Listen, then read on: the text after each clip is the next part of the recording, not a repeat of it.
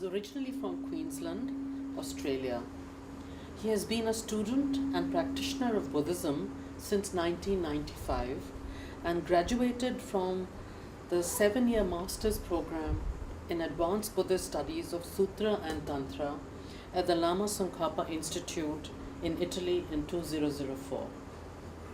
Since 2005, he has taught and led meditation retreats in India, North America, and Australia, with a teaching style emphasizing clarity and stressing the integration of the philosophical view, meditation, and daily life conduct. We are very happy to host you again, sir. And today, Glen will be speaking on a beginner's guide to the fundamental wisdom of the middle way. May I please request you to teach? So good evening everyone, and welcome here to Tushita, and welcome to this evening's talk titled The Fundamental Wisdom of the Middle Way. So we've got, I think, 2 hours this evening, and so I'd like to go through a number of points this evening. First is, what is the middle way? What do we mean by the middle way? And then what are the two extremes that we're trying to find that middle way between? Why is this wisdom important? Why do we need to cultivate this wisdom of the middle way? Then we'll look at how do we establish the middle way view? How do we go about developing that view? And then how do we realize that view? How do we bring that into experience? And then there'll be time for some question and answer at the end. And also in there'll be a break, so we'll have a little break sort of halfway through, and after the break also a short meditation relating to this topic. So let's begin. So first off, what is the middle way? To answer that, we can look at first what's called the 3 turnings of the wheel, teachings of the Buddha. Initially, of course, we can talk about the Four Noble Truths teachings. I think everyone's fairly familiar with those, the foundation of all Buddhist traditions. And in the Four Noble Truths teachings, the sort of fundamental ignorance that is the root of all of our suffering is said to be this grasping onto self. And so we are to come to realize no self if we want to overcome all of our mental afflictions and suffering. And so within these teachings, how we see the world is not a problem. From the perspective of these teachings, Four Noble Truths, there is an independent, objective world out there. It's only how we see ourselves as a person is a problem. We're grasping onto this self. So here, we can say that everything's real. There is an independent me, an independent, objective world. No problem. Whereas in the second turning of the wheel, the Prajna Paramita, the perfection of wisdom teachings, the Buddha went a bit deeper and said, well, actually, nothing's real. There is no independent me, independent world. So he talked about this idea of emptiness. But then, of course, when we hear this, it's very easy to misunderstand that and think, well, nothing's real, so nothing really exists. And so to fall to the extreme of nihilism. So to avoid that, we have the third turning of the wheel, the Sandhina Sutra, which basically says some things are real. That everything's coming from the mind, so the mind is real. But there is no real independent world out there. So also we have this idea of emptiness here, but not the same understanding as the emptiness taught here. So we see a number of different ideas here about how we exist in the world around us exists. And from these teachings, we have 4 philosophical systems evolving in ancient India. Vaibhashika, Sautrantika, Chittamatra, and Madhyamika. The Vaibhashika and Sautrantika philosophical systems are coming from the Four Noble Truths teachings. So in these philosophical systems, again, everything's real, there is an objective world, it's just how we see ourselves as a person that's a problem. We're grasping onto this self. The Chittamatra philosophical system, sometimes called in English mind only, is coming from that third turning of the wheel, that everything's coming from the mind. that everything's mind only, meaning nothing's actually external to the mind. So here, there is no external world at all. There seems to be a physical external world, but if we look closely, we'll come to realize it's all within the mind, the nature of the mind, so mind only. Whereas the Madhyamika philosophical system, in English, middle way, is coming from that second turning of the wheel, the Prajna Paramita, perfection of wisdom teachings, to come to realize there is no independent me, no independent objective world. So this evening's talk, this fundamental wisdom of the middle way, is coming from these teachings here, the second turning of the wheel, the Prajna Paramita, the perfection of wisdom teachings, and specifically this philosophical system of Madhyamika really started to develop on the basis of the text that we'll be referring to this evening, this Mula Madhyamika Karika, the fundamental wisdom of the middle way from Arya Nagarjuna from the 2nd century.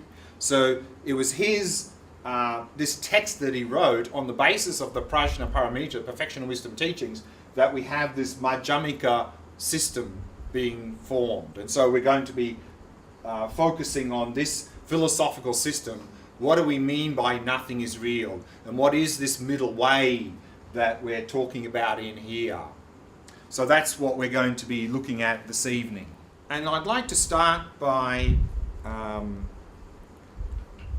reading from the beginning of that text where Nagarjuna begins his text by praising the Buddha. And he says the following: I pay homage to the perfect complete Buddha, the best of teachers, who taught that dependent arisings are neither ceasing nor produced, neither annihilated nor permanent, neither coming nor going, and neither different nor the same, and who taught the peace that is the complete pacification of elaboration. And another quote from later in his text in chapter 18, verse 11, he says, the nectar of the teachings of the Buddhas, who are the protectors of the world, has the meaning not same and not different, not annihilated and not permanent. So here we see that he's talking about this middle way that is beyond the two extremes. And here the two extremes are existence and non-existence. And for us, of course, we're stuck in these two extremes. Because either it seems like there's only two possibilities. Either something exists or it doesn't exist. No other choice. So we're stuck here. You know, things really exist or they don't exist. So how can there be a middle way between those two? So that's what we're going to be looking at here. And it's not easy to find this middle way. In fact, there's another quote here from Nagarjuna in chapter 15. He says, verse 10, to say they exist is a conception of permanence, and to say they do not exist is a view of annihilation. Thus the wise should not abide in either existence or non-existence. So we're not allowed to say things exist, we're not allowed to say things don't exist. They're the two extremes. But it seems like that's the only two options. And therefore, generally, if we're mainly stuck in this extreme of existence now, that things are real, there is a me here, an independent world there. And if we start to undermine that idea, then for us now there just seems to be the other. Well, if things don't exist, then if things don't exist, then they're not existent at all. So we just flip to the other extreme of non-existence. Nothing really exists.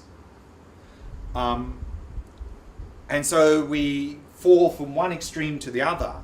And so this middle way view is very difficult to understand.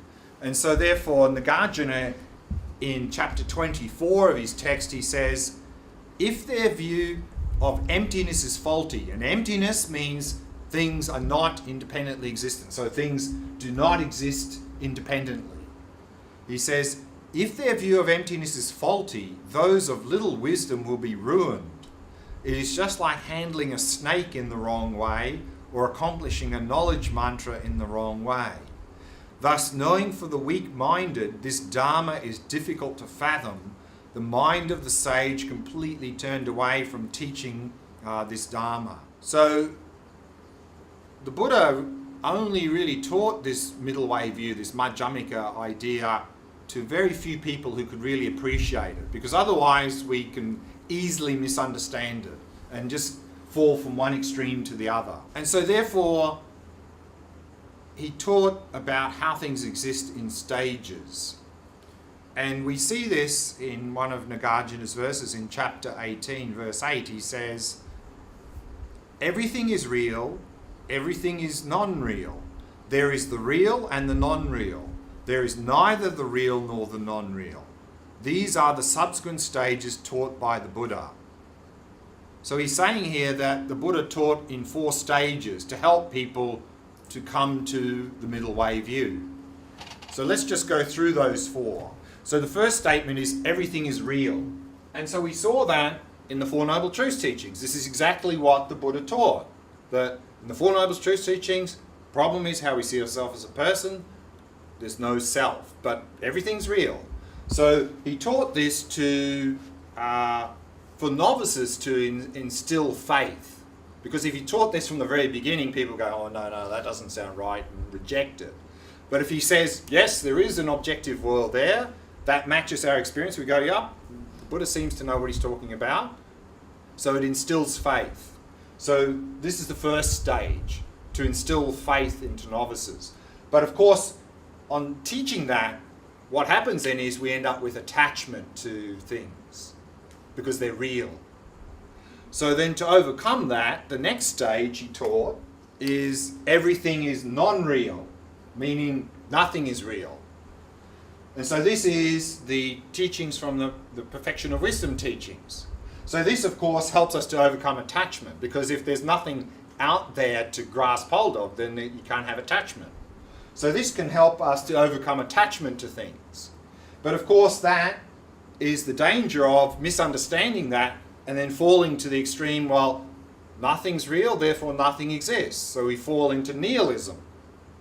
So to help overcome that, the third stage, the Buddha said, there is real and non-real. Real as in things exist, but they do not inherently exist.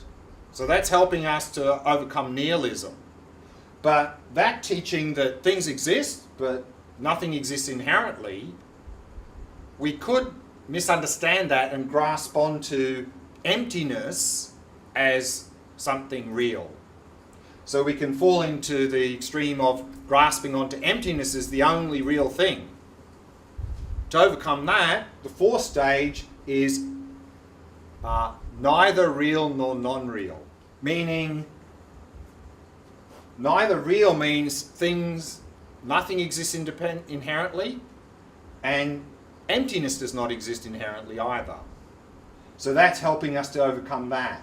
So these are the stages that we can go through in our understanding to come to appreciate the middle way view. So it looks quite profound, quite difficult to understand. So then you might ask, well, if it's so difficult to understand, why do we even bother with it? Why is it important to develop this middle way view? Why is this wisdom of the middle way necessary, in fact? And the answer to that is, again, a quote from Nagarjuna's Mula Madhyamika Karika on chapter 18, verse 5. He says, by extinguishing actions and mental afflictions, there is liberation. Actions and mental afflictions arise from misconceptions. And misconceptions arise from elaborations. Elaborations will cease through cultivating emptiness. So let's try and understand what he's saying there. So in that quote, he's identified a sort of a process of how we're stuck and how to break free. And at the first stage of the process, we have what's called seed of ignorance. And here, I mean, in general, ignorance is ignorance is a mind that is confused about something. But here, we're talking about a specific ignorance. We're talking about the ignorance that's confused about how things exist. It's the mistaken belief, in fact, grasping onto independent me, independent world. And seed here means habit. So we have the habit of grasping onto independent me, independent world. Or in other words, the habit of being in the extreme of existence. And we've had that habit since we were born and well before, according to Buddhism. It didn't arise newly in this life. We've had it always. And whenever we look out on the world, everything that appears to us appears to exist completely independent of us. But this middle way view is saying things are not existing as they appear. In fact, this appearance we are receiving is called dualistic appearance. There seems to be subject-object duality. Independent me, independent world. But this middle way view is saying things do not exist as they appear. So this appearance that we are receiving is called mistaken dualistic appearance. Now, everything has always appeared to us in this way. We've never seen things in any other way. So there's no reason to question these appearances. So we never do. And of course, if we ask anyone else, everyone else will agree with us. Yes, this world appears to exist independent of me. So since we always have this appearance, and we have the habit of believing these appearances, we never question them. We just accept. And when I say accept, it's not intellectual, it's instinctive. We're not intellectually doing this, it's instinctive. And so instinctively, we're just grasping onto independent me, independent world. So this is step 2, ignorance. Now, every time we experience something, there's a mental factor, one mental factor that's always present, and that is the mental factor of feeling. And in Buddhism, the word feeling doesn't mean emotion. This mental factor is simply experiencing things as either pleasant, unpleasant, or neutral. So let's say we're looking at these flowers here.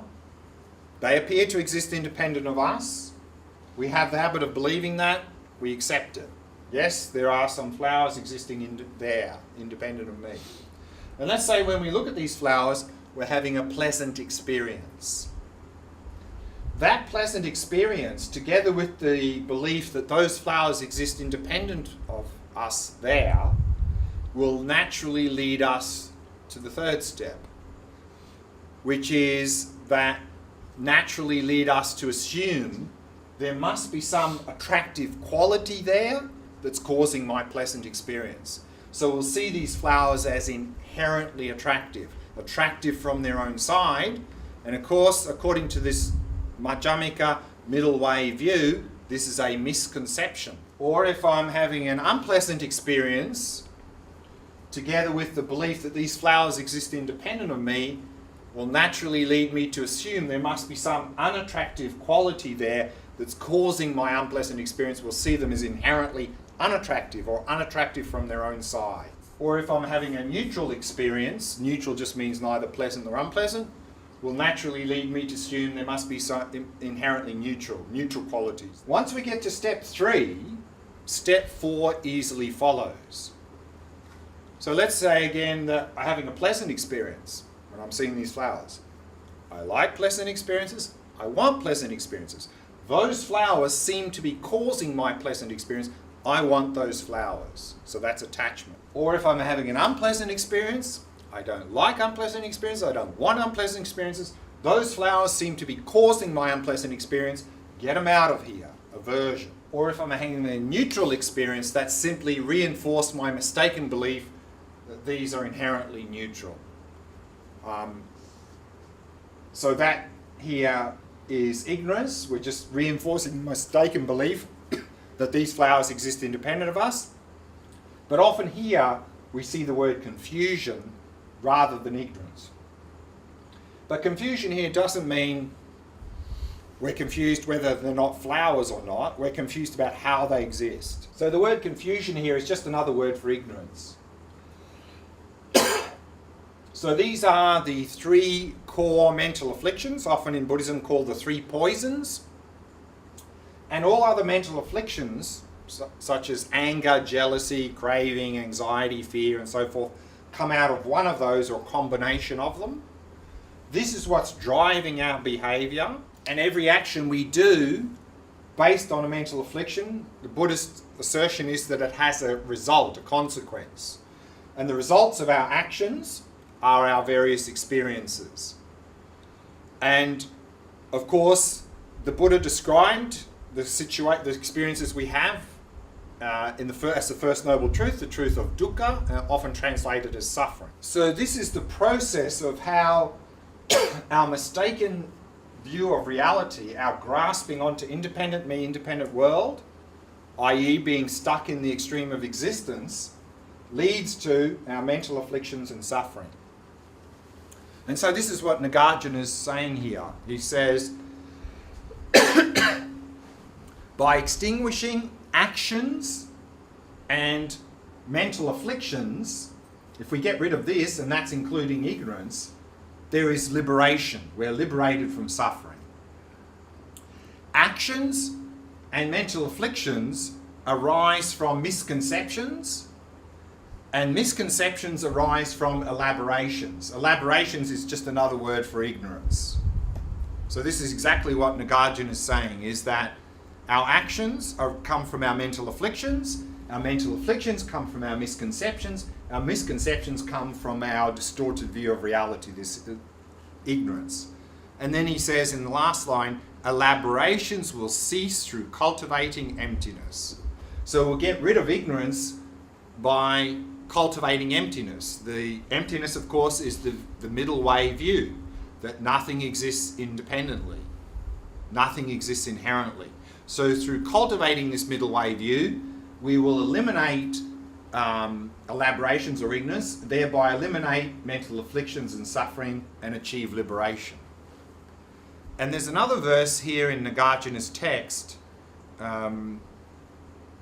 which says more or less the same thing. He says, attachment, hatred and confusion, which are these three, are said to arise from misconceptions, and misconceptions originate in dependence upon the pleasant, unpleasant and mistaken. So he's also saying this is the process here. This is in chapter 23 verse 1 he says that. So this is why it's necessary to cultivate this fundamental wisdom of the middle way, the Madhyamika view. Because if we don't, we're stuck in the two extremes. That will lead to mental afflictions and suffering. So then, how do we establish the middle way view? And so for this, we have two very well-known quotes from Nagarjuna's text in chapter 24, verse 18 and 19. He says, that which arises dependently and relatedly is explained as simply being empty. And that which is empty is dependently designated. This is the middle way path. Because there is not one single phenomenon that is not a dependent arising, there is not one single phenomenon that is not empty. So here he's establishing the middle way view, this view of emptiness, on the basis of the reasoning of dependent arising, often said to be the king of reasoning. That things are empty of inherent existence. And of course, this is another way of saying things are not independently existent. So inherent existence is just another term for independent existence. You'll see a number of terms used here synonymous with independent existence. Inherent existence, existing from its own side, and true existence. Those three terms mean independent existence. So here we're saying things are not independently existent, or in other words, things are empty of inherent existence. They lack inherent existence. Why? Because they are dependently existent. And here in his text, we see this term dependent arising. Dependent arising means rising means coming into existence, that things come into existence dependently. So effectively here, very simply, we're saying that things are not independently existent because they are dependently existent. So this term here, empty of inherent existence, this is emptiness, or in Sanskrit, shunyata. So emptiness, again, is not saying things don't exist. Remember, that's the other extreme. So we're saying things are not existent, but they're not non-existent because they are dependent arising. So we avoid the two extremes here through this understanding of dependent arising. So even though we're negating the extreme of existence here, we're not saying therefore nothing exists. We say that there are things that are dependent arising. So therefore, to understand this middle way view, it would be helpful to understand what do we mean by dependent arising? What do we mean by the fact that things exist dependent? The first way in which things are dependent arisings, exist dependently, is that things exist depending on causes and conditions. For example, this laptop here exists depending on causes and conditions. One of the first conditions necessary for us to have this laptop here, someone needed to think about designing this laptop. Then all the raw materials needed to be gathered, they needed to be refined, the various components needed to be manufactured, and they need to all be assembled. And then of course also all the people and factories and so forth involved in that process, also necessary. So all of those causes and conditions were necessary for us to have this laptop here today. I think that's fairly straightforward.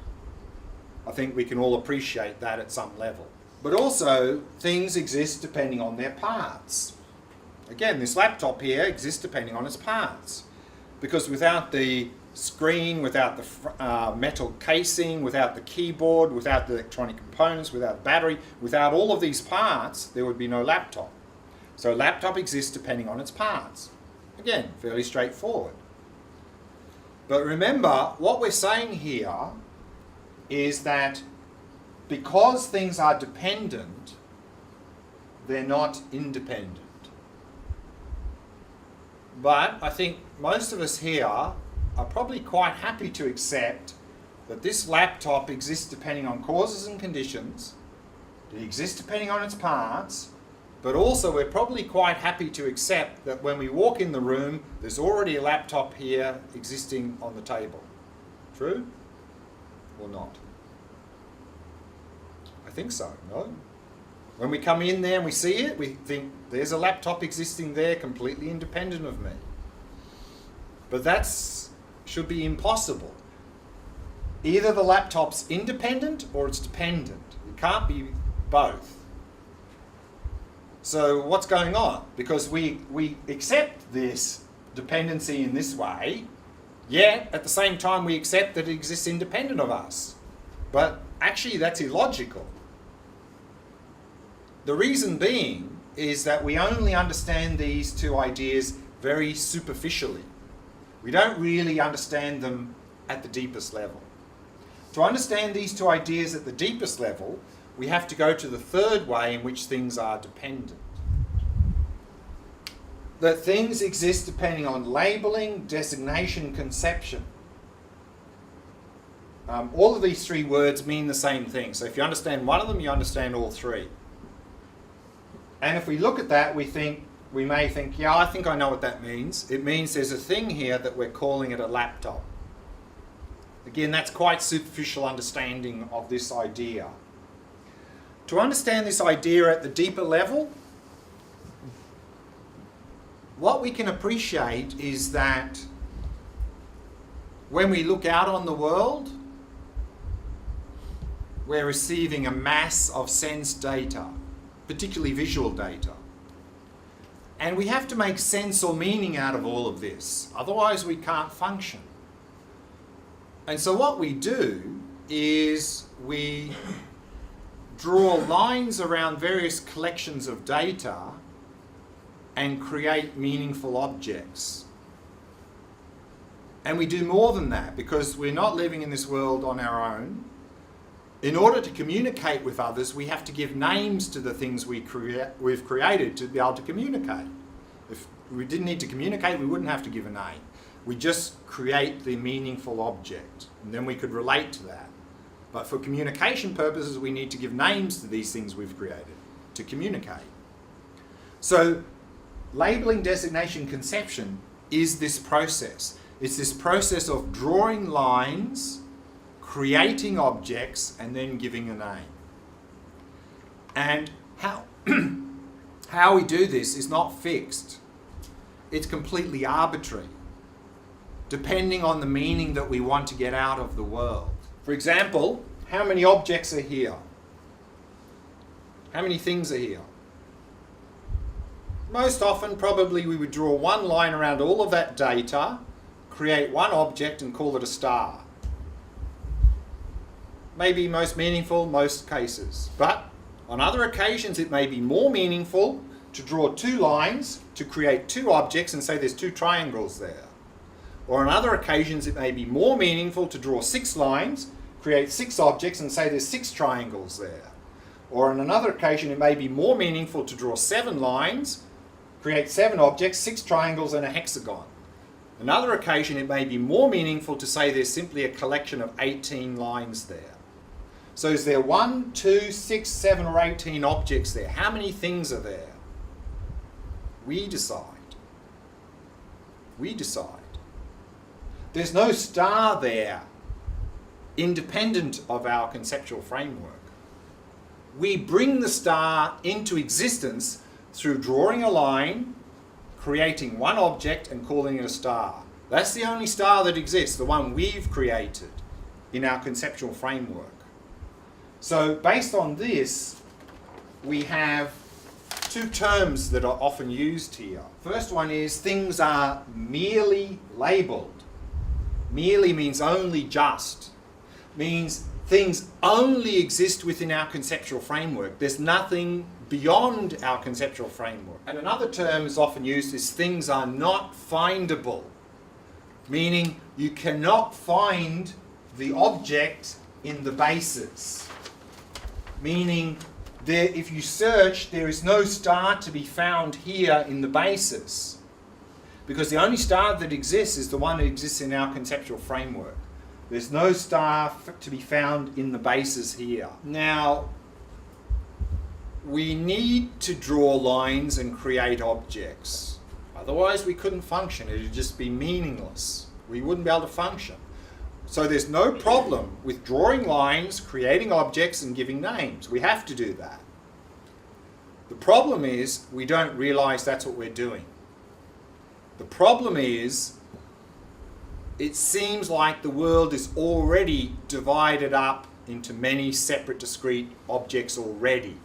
And it seems to us as if we are in no way creating anything. It seems like everything's out there existing independently of us already. So what we've done really is we've turned the line we've drawn into a boundary, a hard boundary. We're seeing the world as made up of many separate discrete things, independent of our conceptual framework. But then you might ask, well, what's the problem with that? What's the problem with seeing the world as already divided up into many separate discrete things? The problem, of course, is this. This is the result. If we see the world as already out there, separate discrete things, this is what happens. That's why we suffer. That's why we have attachment to pleasant things, aversion to unpleasant things, and we suffer. Because we've turned our lines into boundaries. We've grasped onto things as existing independent of us.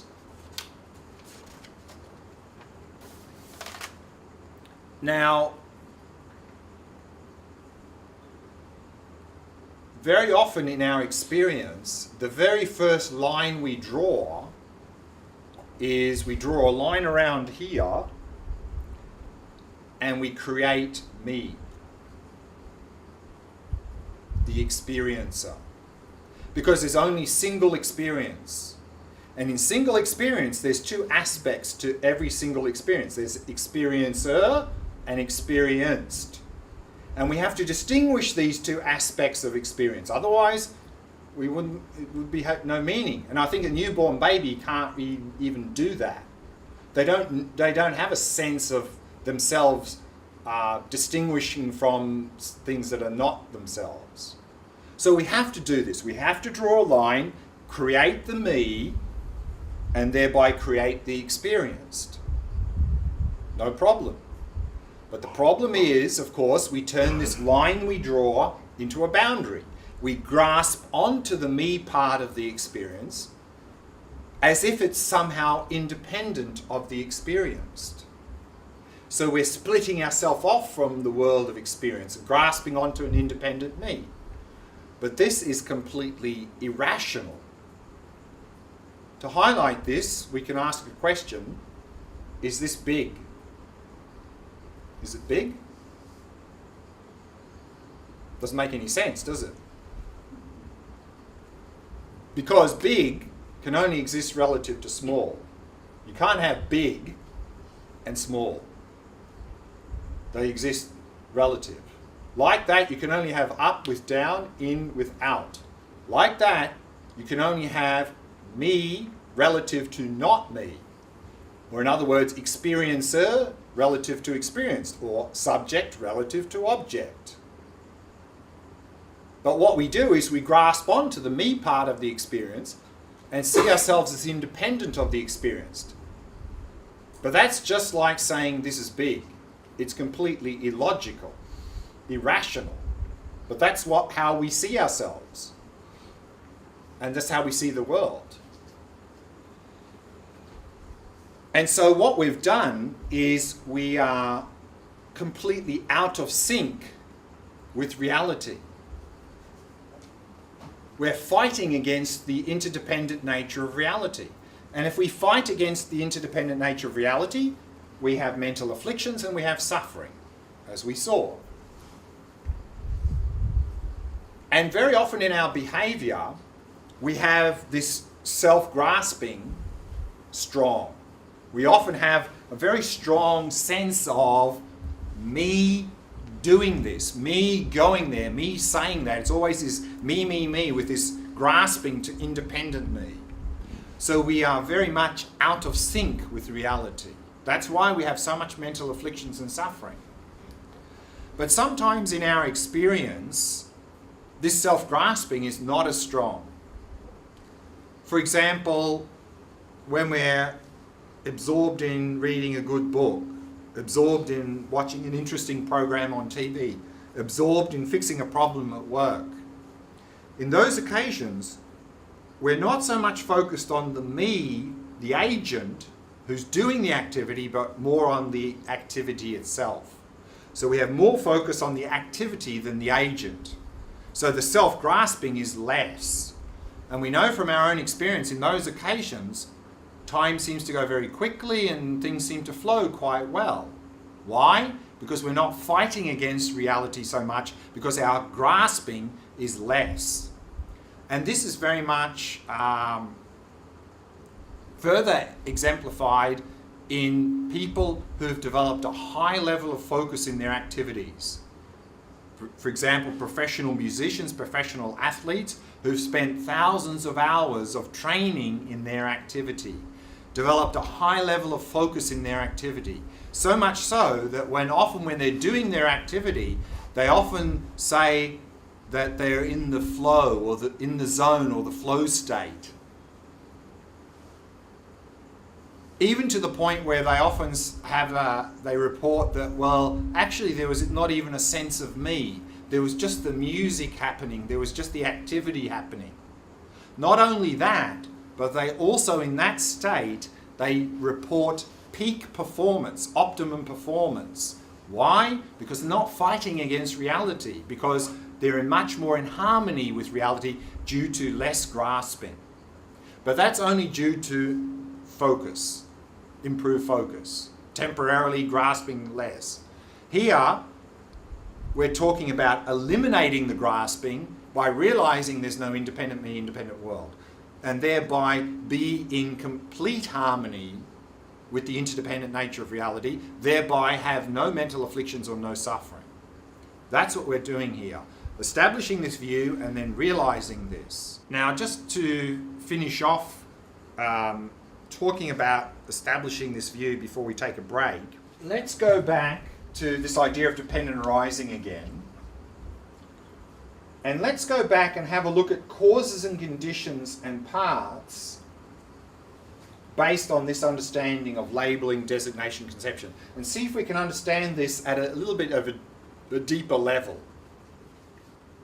So this is a timeline, this is a seed, this is the plant that it produces. So we say that the plant exists depending on causes and conditions.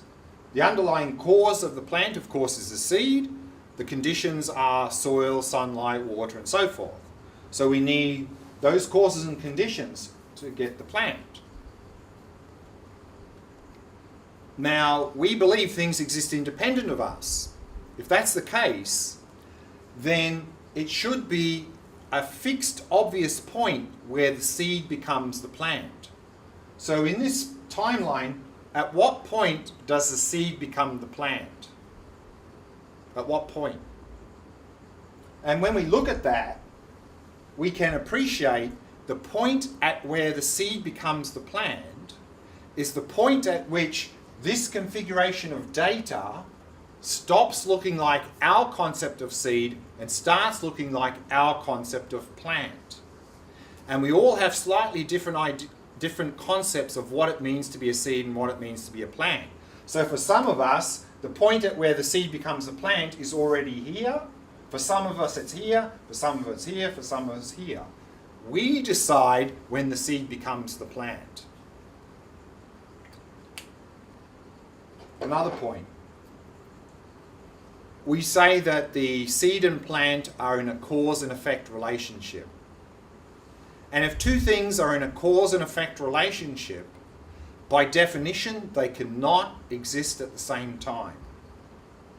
Two things are in a cause and effect relationship, they cannot exist at the same time, by definition. So here's the question.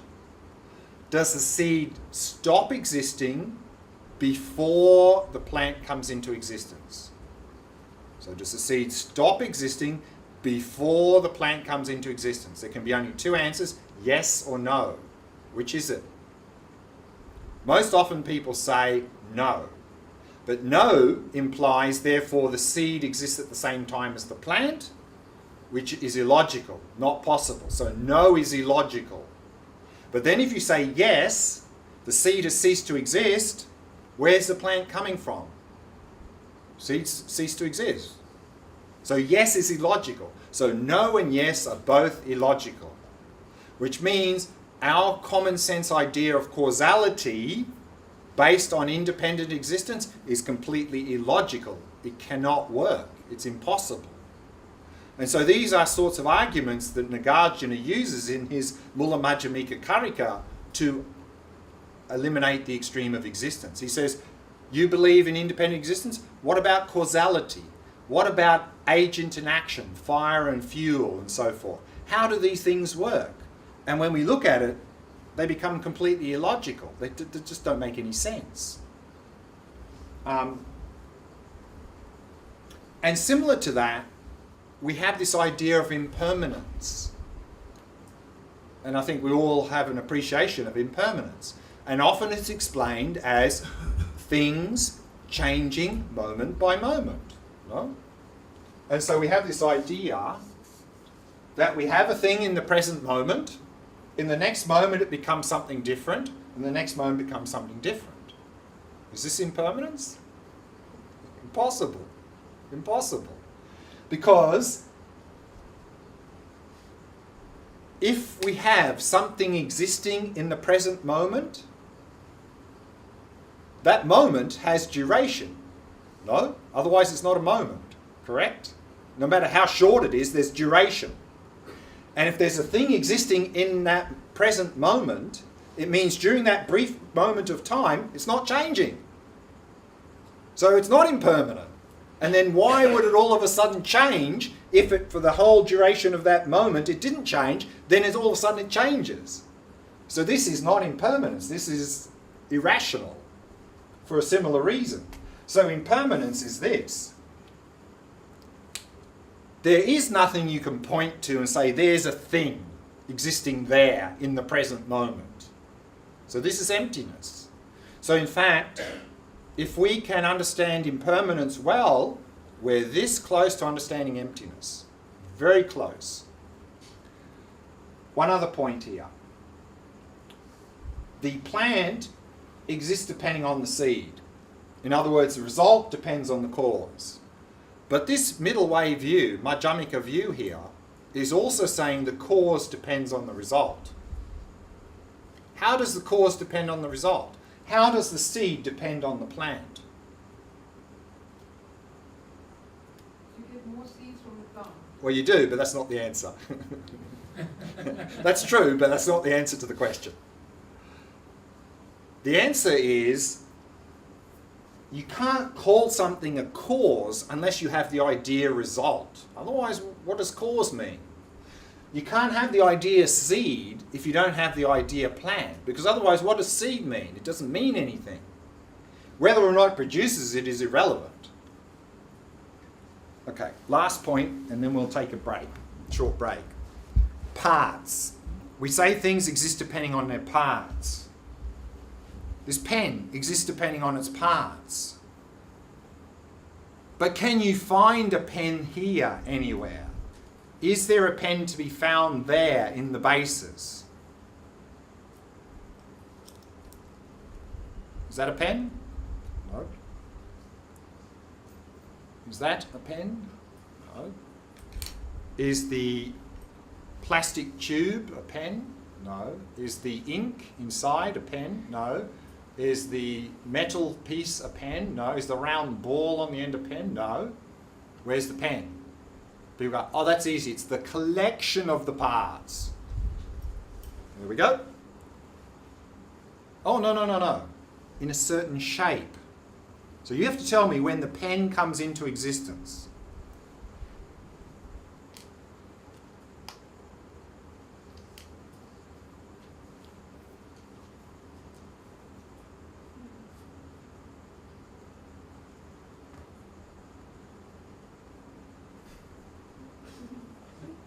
No one's yet.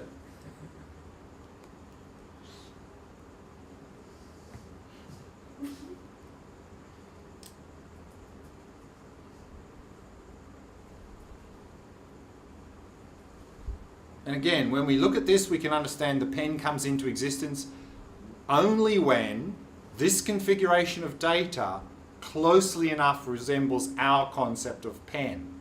And our concepts usually have at least two parts: appearance and functionality.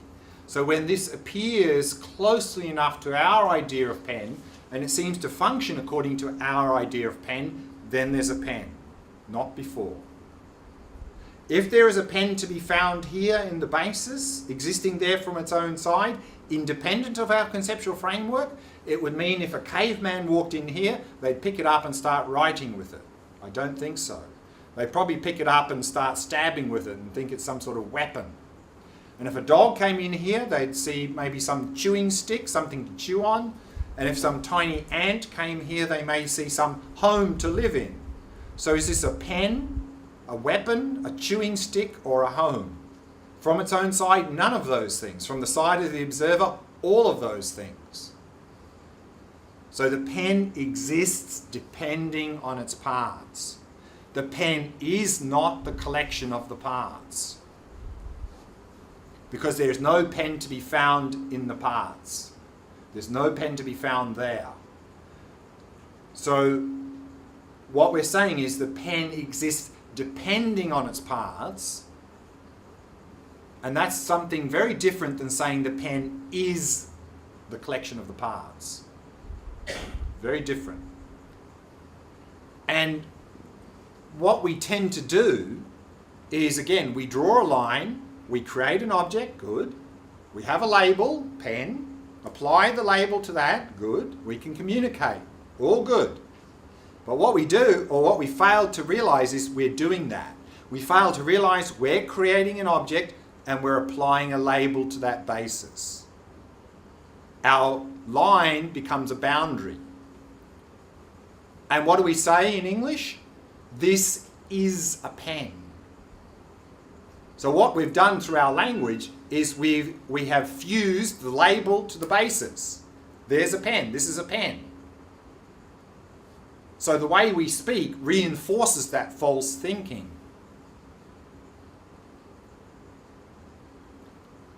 Because, and what makes it worse is the basis is impermanent. It's constantly changing. Yeah? We know that. The label pen is not changing. And when we fuse the label to the basis, suddenly the basis appears not to change, because pen, the label pen doesn't change. So then we're grasping onto this, it's not really changing. So this is how in this text that Nagarjuna is establishing this view. I mean, he's using many different arguments like causality and so forth, but what he's saying here again is that which arises dependently and related is explained as being empty, and that which is empty is dependently designated. This is the middle way path. There is not one single phenomenon that is not a dependent arising. There is not one single phenomenon that is not empty. So he's using the reasoning of dependency to establish the view of emptiness, that the middle way is that things are empty of independent existence, overcoming the extreme of existence, because they are dependent arisings, overcoming the extreme of non-existence. Things are dependent arisings. This is the middle way view. So we're looking at now how to establish the view.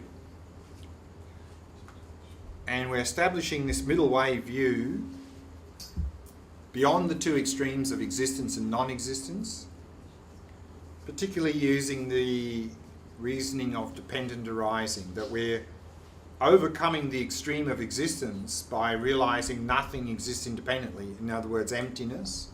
Everything is empty of independent existence because they are dependently existent, thereby helping us to overcome the extreme of non-existence because they're dependent arisings. But finding this middle way view is not easy. And sometimes I even hear people who've supposedly been following these emptiness teachings for quite some years, talking amongst themselves, and I hear them sometimes say, oh, it doesn't really matter because everything's empty. This is completely the wrong understanding. This is nihilism. This is falling to the extreme of non-existence. Or they say some things like, oh, if things were empty, they couldn't work, they couldn't function. So again, that's the extreme of non-existence. And so Nagarjuna has a quote, two quotes on this. He says, on chapter 24, he says, whoever invalidates the emptiness of dependent arisings invalidates all the conventions of the world. So actually, emptiness and dependent arising, in other words, emptiness and functional world, are like two sides of a coin. Emptiness means functioning world. Functioning world means emptiness. So what we should be saying is, because everything is empty, things matter. And because things are empty, they can function. Because if this pen existed independently, it existed from its own side, it existed inherently as a pen, it couldn't change. If it was a pen from its own side, you couldn't create it, you couldn't destroy it, it couldn't function. But because it's not a pen from its own side, it has no unique nature of being a pen from its own side, therefore it can change, it can function, we can create it, we can destroy it. And so another quote relating to that, Nagarjuna says, in a system where emptiness is acceptable, everything is acceptable. In a system where emptiness is not acceptable, nothing is acceptable. So emptiness means functioning world means emptiness. And so this is the measure of having understood the middle way view, is that understanding emptiness means functioning world means emptiness. And this is summarized here, I'm quoting now from Tsongkhapa, great Tibetan master, who says, as long as the assertions of appearances being undeceiving dependent arisings and emptiness are understood as to be two separate things. So again, as long as we think that there's emptiness here and functioning world there, and we see them as somehow contradictory or separate, he says you have still not understood the intent of the sage. When without alternating, as soon as the ascertaining consciousness merely sees dependent arisings as non-deceptive and all modes of grasping to the object are destroyed, then your investigation of the view is complete. Meaning, our view of middle way is complete if simply by observing appearances that induces an understanding of emptiness. That is the measure of having the view. Now they seem contradictory.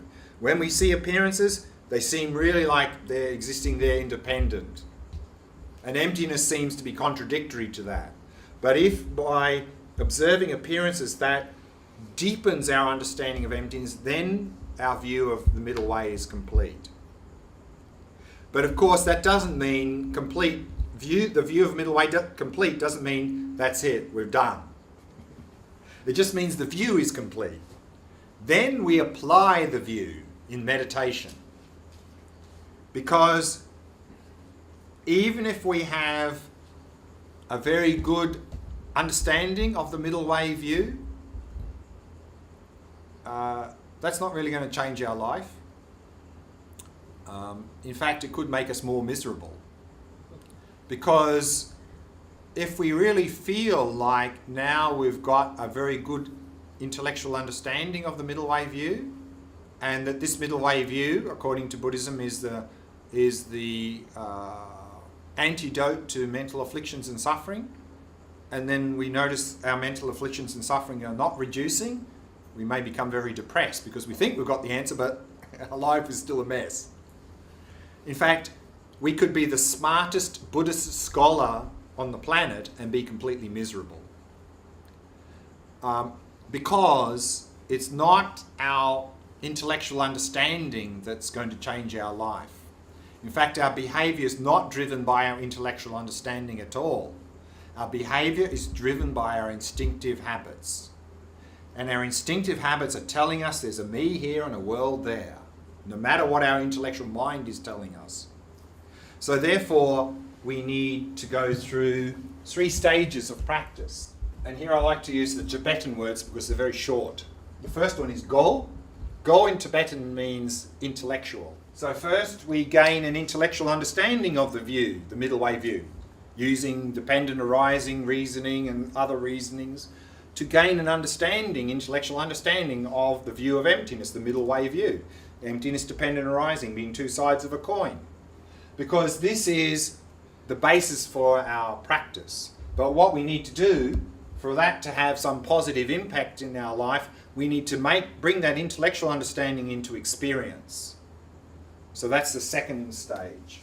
In Tibetan, nyam means taste or experience. So we sit down and meditate, as we're actually going to do very shortly, investigating how things exist, coming to see that things do not exist independently, coming to have a taste and experience of emptiness in meditation. And if we have a strong experience of emptiness in meditation, that experience can still affect our mind a little bit after the meditation, maybe for a few minutes, few hours, few days. During that time, now we're more experientially in harmony. A little bit like the other example of being focused on the activity, less grasping. Here, because there'll be less grasping because actually we're temporarily eliminating or significantly reducing grasping through our experience of emptiness that's still lingering maybe for a short time. So during that time our self-grasping will be less, which means you'll notice you'll have less mental afflictions, you'll have less suffering, and you'll feel a little bit closer, more kind and compassionate to people. But that'll wear off and we'll go back to our normal suffering ways and selfish ways and so forth. So what we need to do is go to the next level, because we want to have that experience stable and long-lasting. And that is Tok in Tibetan, or realization. So realization is when we realize emptiness, we fully penetrate nature of reality. We have a direct experience of emptiness in meditation. And that's a very stable experience, a long-lasting experience. To be able to move from merely a little taste of emptiness meditation to actually a direct realization of emptiness, here we need a very stable and clear mind. We need what's called the mind of shamatha. Shamatha is single-pointed concentration. That if we haven't achieved this level of concentration called shamatha, our mind is not stable and clear enough to fully penetrate. At best, we can have some taste, which will be helpful, but it'll wear off. If we really want to get to realization, we need to have this mind of shamatha. And this wisdom practice of emptiness is sometimes in Sanskrit called vipassana. So we need to unify the two. We need to unify shamatha and vipassana. Unfortunately, in a lot of Buddhist traditions in the modern world, there's a lot of talk about vipassana, but not much talk about shamatha. And so people put a lot of effort into vipassana, but don't get very far because their mind is distracted and dull, and they don't get really anywhere at all. In fact, if their mind is completely distracted or dull, doing a lot of vipassana, they may not even have a little taste or experience. But certainly if you want a stable experience of realization, you need shamatha. So we need to work on both of these aspects of practice of shamatha vipassana and actually unify them. Then we can have a direct realization of emptiness and start to eliminate mental afflictions and suffering. So what we're going to do now is a meditation, a vipassana practice, to investigate how things exist. And it's very often recommended when we begin this practice, because we can investigate anything. We can investigate ourselves, our body, our mind, the laptop, anything we want. But it's often very much recommended when we start the process of this emptiness practice is investigate me, the person. Where is this me that seems to be here, this independent me? Because that's where the process starts to go wrong. Because remember, we draw the line, we create the me, but then we grasp onto it as if it existed independently. So we're going to do that meditation now and look for this me that seems to be here. Before we begin the meditation, just one piece of advice is, and this is where often people go astray in this practice, is often people turn this practice into an intellectual exercise. Because most of us tend to have some sort of belief system in who we think we really are. And, you know, often if people come from a Christian background, they go, well, I'm really the soul because the soul goes to heaven and hell. Or, you know, if people are in touch with some of the more modern New Age systems, often they say that everything in the universe is subtle energy, subtle vibration. And so, and then if you've studied Buddhism, and often in Buddhism we talk about the subtle mental continuum going from life to life. So then we identify that's me. So often what happens is when we do this practice, we start to look for the me, then based on the belief system, the intellectual mind goes, I know the answer. I'm the soul. I'm the subtle mental continuum. I'm just subtle vibration, subtle energy, because that's what I believe. Then we're not doing the practice. Because this practice is we're being an empirical scientist. If a scientist allows their belief system to contaminate their experiments, they're not being a true scientist. So whatever belief system we have, whether it's Buddhist, non-Buddhist, whatever it is, throw it out. We're not interested in our belief system. We're interested in reality, the fact, how things exist through direct experience. That's what we're interested in. So when we do this practice, just look and let the intellectual mind have a holiday. and just look. So let's do the practice and see what we can find.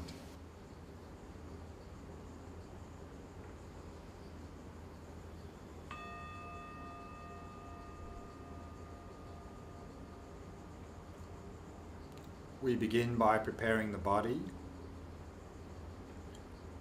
So keeping the back nice and straight. And at the same time allow the entire body to become completely relaxed, completely at ease.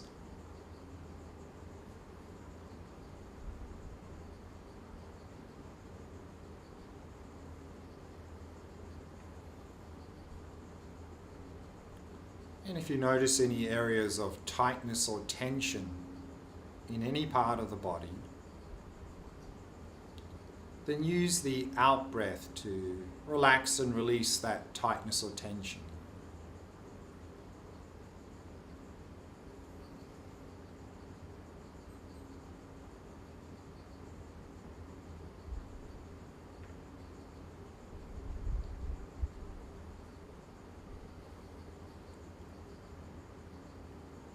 And bringing your awareness to the area of your face,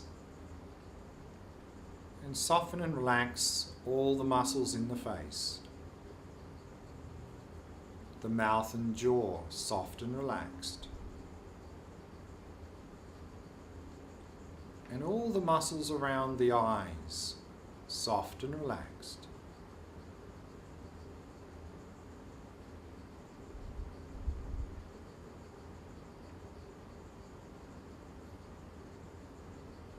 In this way, allowing the entire body to become completely relaxed.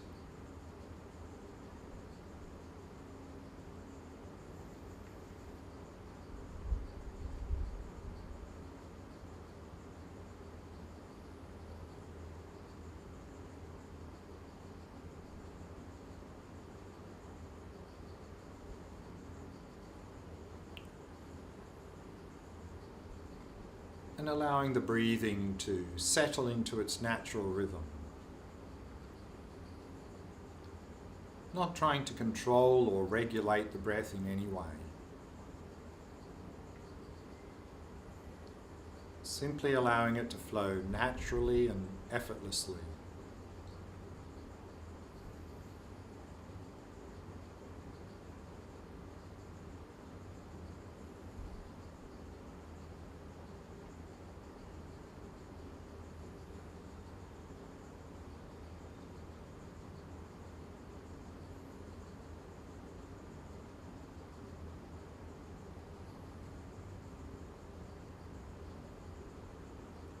And then give yourself permission to let go of any hopes or fears, worries or concerns about the past or the future. To give yourself permission to let go of all of these things for the duration of this short meditation.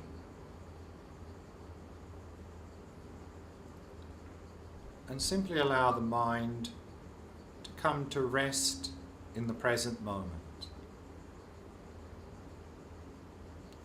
And simply become aware of the rhythm of your breath.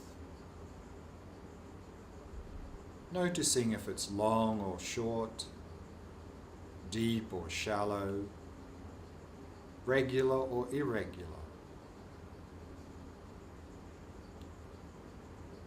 Without trying to control or modify it in any way. Simply becoming aware of the rhythm of the breath.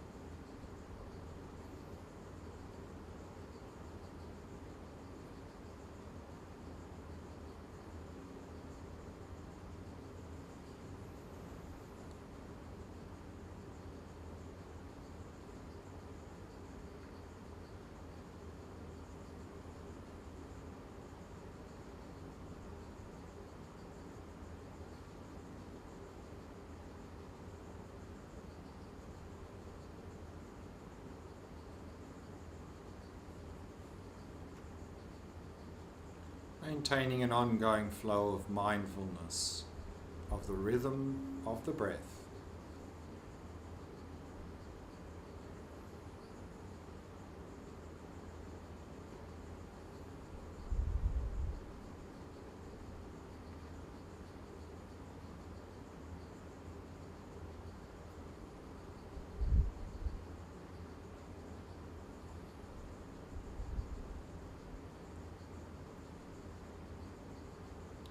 Now, do you have a sense that there is a me here who is meditating?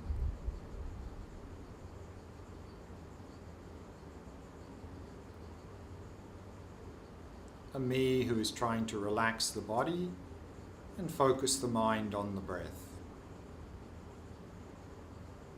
A me that seems to exist from its own side and doesn't seem to depend on anything else to exist. Do you have this experience of this me?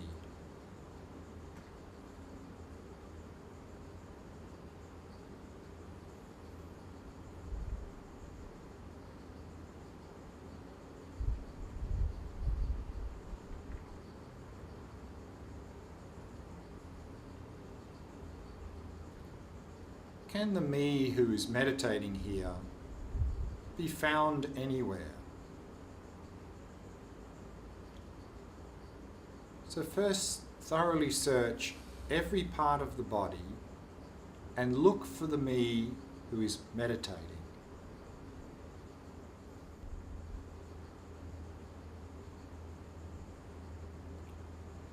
Is the meditator somewhere inside the head?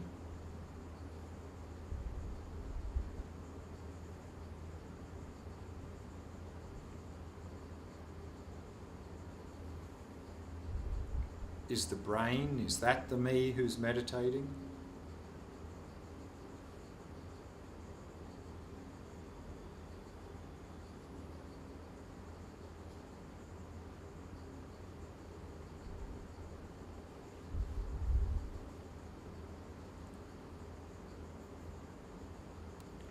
Or is the brain simply something which I possess? Something which me, the meditator, is using?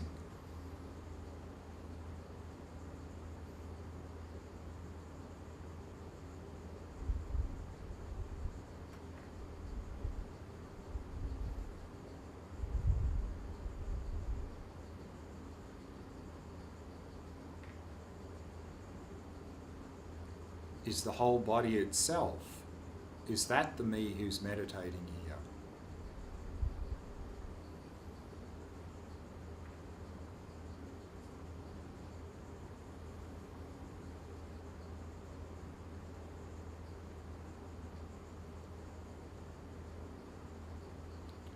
Or is the whole body itself simply something which I possess? Something which me, the meditator, is trying to relax?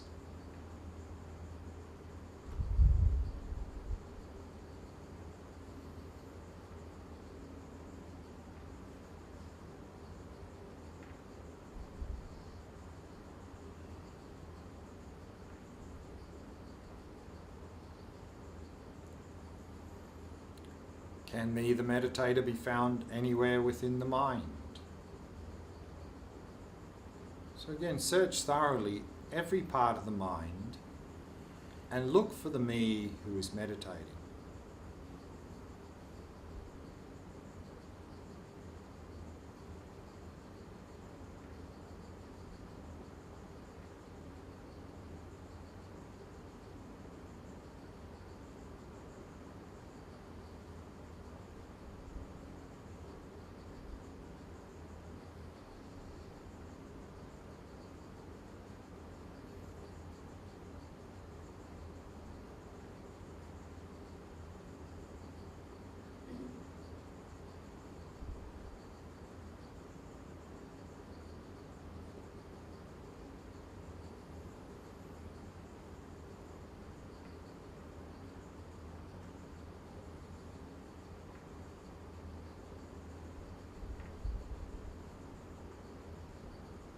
Are any of the thoughts, emotions, or memories or concepts in the mind Are any of these the me who's meditating?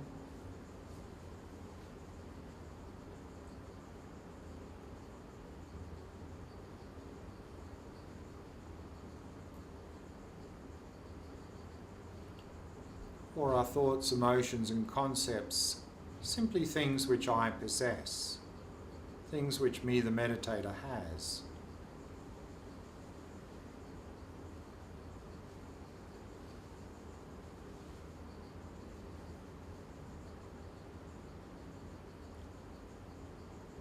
Is the whole mind itself, is that the me who's meditating here?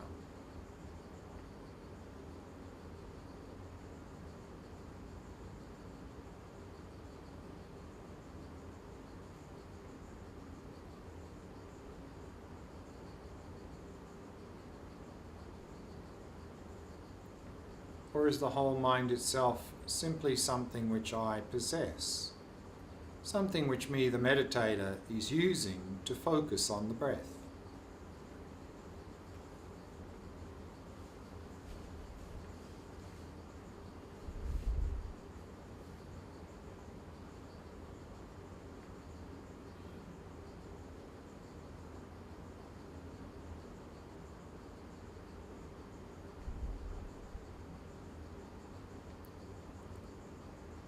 Yet, other than the body and the mind, what else is there here?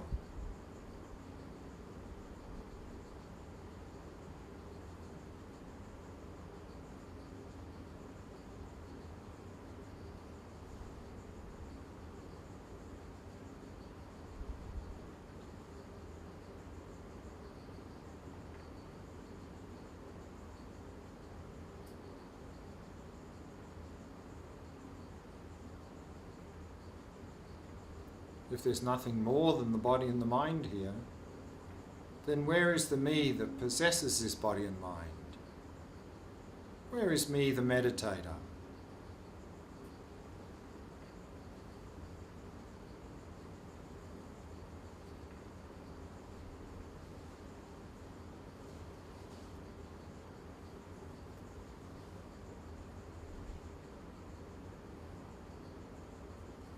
If you can't find me, the meditator, simply rest in the experience of not finding.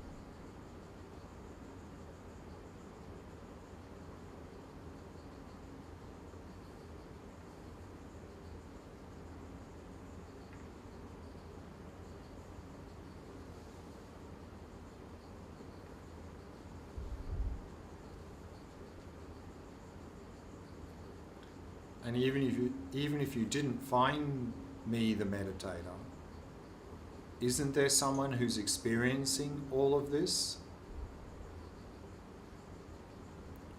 So there is a me here meditating. But how can this me exist if we don't seem to be able to find it?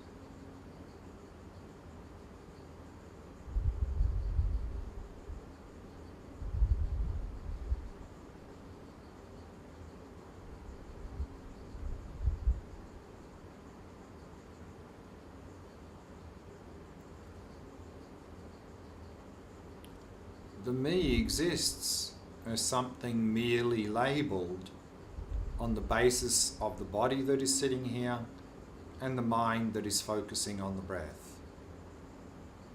The merely labelled me is sitting here meditating.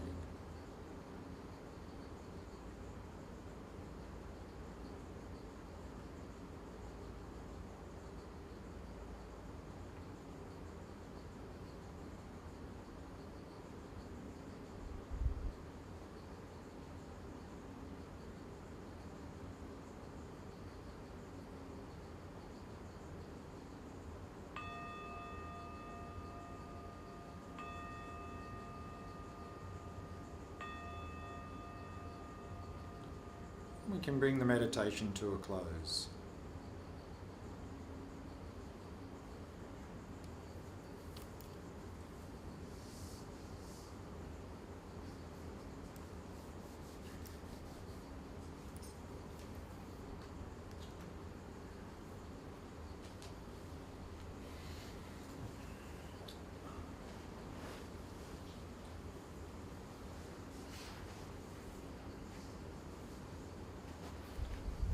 In this meditation, we used a very sort of classic approach, in not only in looking for the person, but the line of investigation we used was, if there is an independent me here, it must be findable, which means it must be either the same as the body and the mind or different than the body and the mind.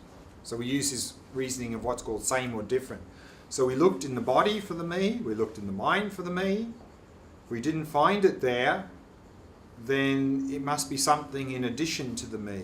It must be different than the me, than the body and the mind. The me must be something different. But then we saw there's nothing above and beyond the body and the mind here. And so then if we look in those two places and we don't find, then we simply rest in that experience of not finding.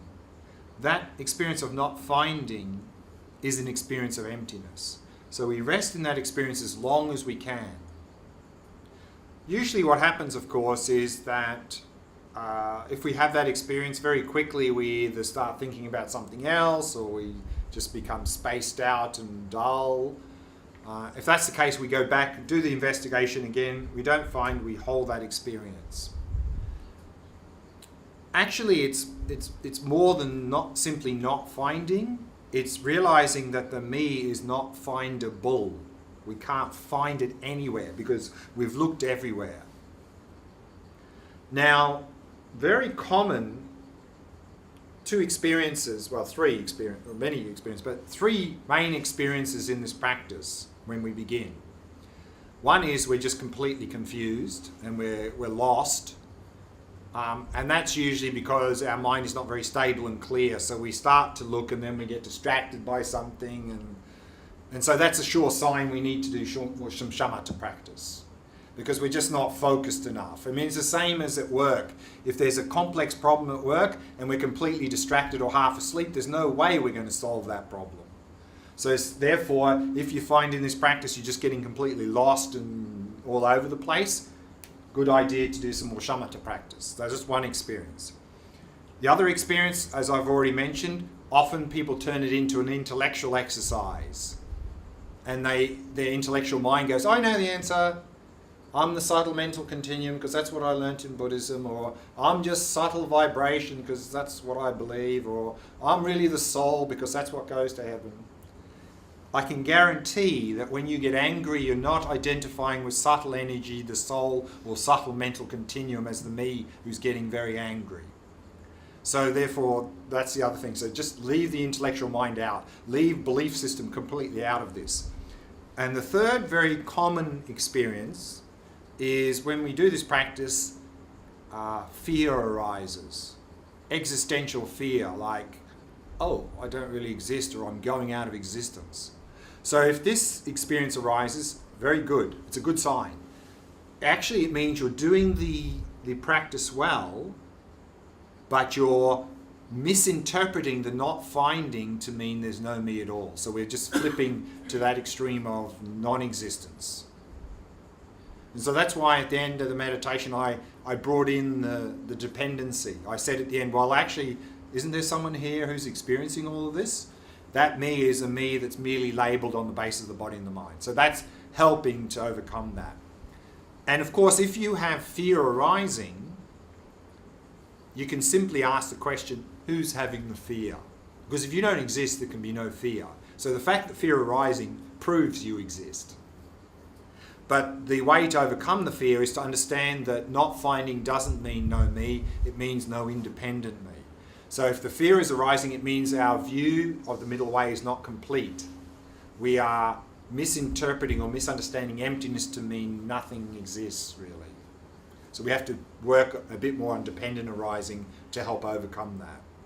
So that's all I really wanted to cover this evening. So I'll just finish with a quote here from Nagarjuna, and then there's time for some questions.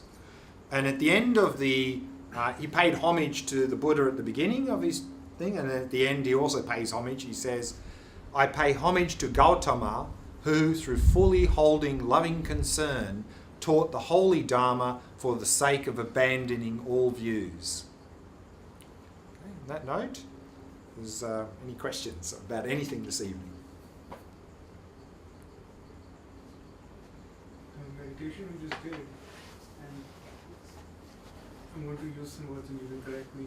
I'm going to use some words, but you Sure. can correct me if those words don't match the explanation. But to me, it felt like a process of thinking about it. Thinking. Thinking about, so when I didn't ask you to think, I said look. Yes, which is where my question is. That's why I said at the beginning, leave out the intellectual mind. We're not thinking about it. And when a scientist runs an experiment, they don't think. They run the experiment and observe the results, don't they? But what is there to observe if not your thoughts at that time when you're meditating? What is there to observe if not your thoughts? So what's going? You can observe your body. No, fair. But in the process of trying to realize emptiness, Right. it's your thoughts that you're observing about emptiness. No. So remember, we're looking for the me. We're not looking for an intellectual idea of who we think we are. Correct. If we're doing that, we're not doing the practice. Correct. Because then we'll always find an answer. Yeah. I'm the soul, I'm subtle. So then we're not doing the practice, we're not being a scientist. So that's why at the beginning of the meditation, I said, do you have a sense that there's a me here who's meditating, a me who's relaxing the body and focusing the mind? Do you have this experience? And so the idea then is just sit quietly and look at that experience of me. Not think about it, look at it directly. Okay. That's the me that we're identifying with in our behaviour. That's the me we need to look for. So as a beginner, it's often good to just sit in that experience, maybe for the whole meditation, just to become familiar experientially with our sense of what we see, how we see ourselves. Not think about it, just sit in that experience. Because if we don't have a clear picture of that, the rest of the meditation is not going to work. It's like the example, let's say we're looking for a particular person in a crowded room and it's quite dark and we don't have a clear picture of the person. I say, look for this Joe, and you don't really know what they look like. Are you going to be able to determine whether Joe's in the room or not? No way. So same here, if we don't have a clear picture of how we see ourselves, then when we look, what are we looking for? Are we looking for some vague idea of who we think we are? Then we're not doing the practice. And when we look directly. You know, if I give you a picture of Joe and you see the picture of Joe and you clear picture of him, when you search the room, you don't think about Joe. You don't go, well, I wonder how old this Joe is and where they come from. And I don't know. I don't think he's going to be here in the room because he's not the sort of person that would be here. I mean, is that going to help? No. You don't do any of that. You just look, don't you? You go, oh, there he is, or no, he's not there. So same in this practice. We just look directly. But if we don't have some shamatha, it'd be me like I give you a clear picture of Joe. One is that that your eyesight's bad and you're looking, what does it look like? And then it's dark in the room and you're looking and you go, oh, I don't know, maybe. That's what we're doing now. Shamatha is like good eyesight, a clear room. I think I understand the concept of it. I mean, it makes sense. Sure. However, my question is, maybe it'll come with practice. Sure.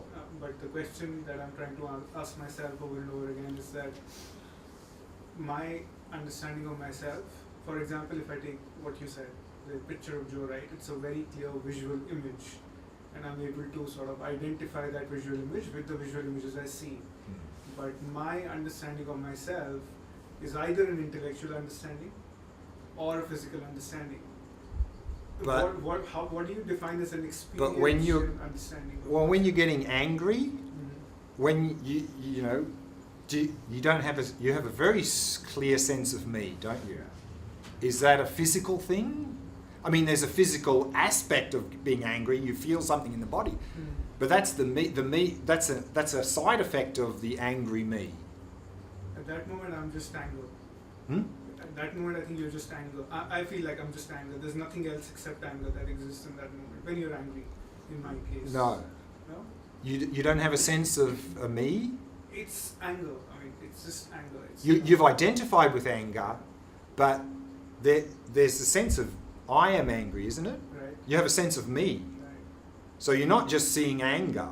If you just saw anger, fantastic, the anger would completely dissolve because you're not identifying with it. See, the thing is, the basis of the person is the body and the mind, correct? And what we do is we wrongly identify with some aspect of the basis as me. So if we're doing something physical, we say, this is me. But either you have a body or you are the body. You can't have something and be it. But we wrongly identify and go, this is me, don't we? Or, as your case, anger. Do you have anger or are you anger? You have anger, so you can't be anger, but you wrongly identify with anger as me. This is the problem. Yeah? We are wrongly identifying with something that's not me as me. All of these things are the basis for the label for me. So we're applying me on those bases, that's good, but then we're identifying. It's like we're applying the label pen to the basis, good, but we say this is a pen, then we've got a problem. Then we're grasping this is a pen. It's not a pen. Pen is something we're labeling on this basis. Similarly, person is something we're labeling on the body and the mind. And if we identify with any aspect of body and mind as me, that's grasping. What is this shamatha practice you Shamatha is the Sanskrit word is samadhi, just means concentration practice. In the Theravada traditions, they usually call it jhana practice. In the Mahayana traditions, they often call it shamatha practice. And it's just the practice of developing single-pointed concentration. It's a concentration practice. And very often in many Buddhist traditions, that's through mindfulness of breathing. You're just focusing on the breath to cultivate a calm, clear, and focused mind.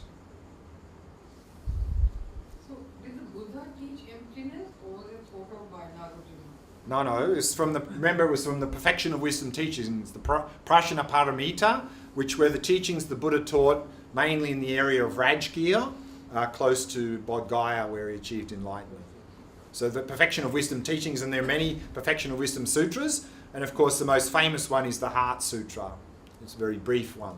So that's the subject material that the Buddha taught, that Nagarjuna based his text on those teachings. During meditation, instead of using your breath as an anchor, can one use a mantra, short mantra? For shamatha practice? Yes, whether it's for relaxation or focus. Sure. Sometimes, there are many objects we can use for this. The one, again, that's most emphasized in most Buddhist traditions is the breath. But in some texts, they say, oh, you have a problem even just to focus on the breath? Okay. Find yourself a stick or a pebble, put it down, and look at it. So you can start with a visual object, or repetitive sound, chanting mantra. This could help you get into the practice, but a sensory object like a sound or a visual object is a very coarse object. You'll only be able to get so far, and you won't get anywhere near there.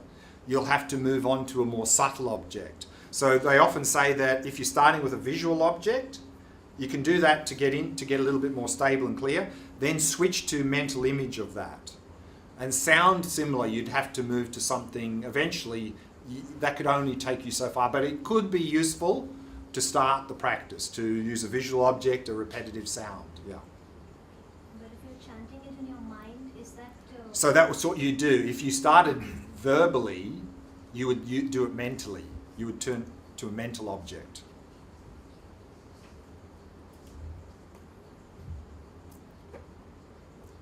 Yeah. When I was getting into the meditation you were guiding, I could not relate to the word mind. Mind. So I gave it up. I just allowed myself to be. Yeah. So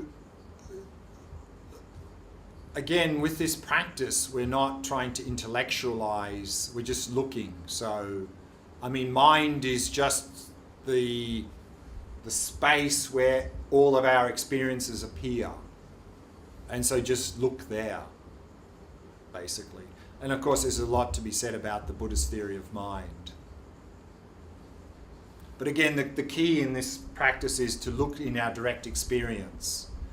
And we can look at the mind without having a good intellectual understanding of the various aspects. We just look and we see thoughts, we see images, we see memories. I mean, we see these things. And that's all we're doing in this practice. We don't have to have a very elaborate conceptual idea of the mind. I mean, it could be a little bit helpful, but it could actually get in the way because we start then intellectualizing instead of looking directly. Okay, I think we've just about run out of time, so any last question? Otherwise, we'll finish there. Okay, so let's finish there. So just like to thank you for coming along this evening and hope you got something out of it, and hope to be back again actually later this year.